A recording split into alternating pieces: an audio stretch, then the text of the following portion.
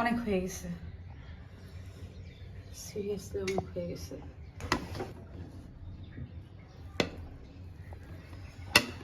একটু পোড়া পোড়া হয়ে গেছে।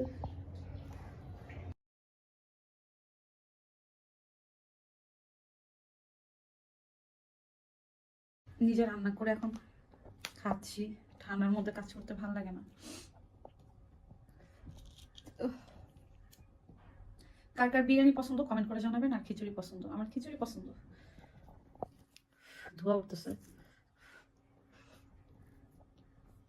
মজা।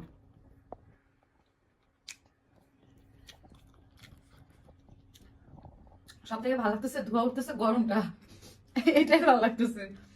আল্লাহ হাফেজ, সবাই ভালো থাকবেন।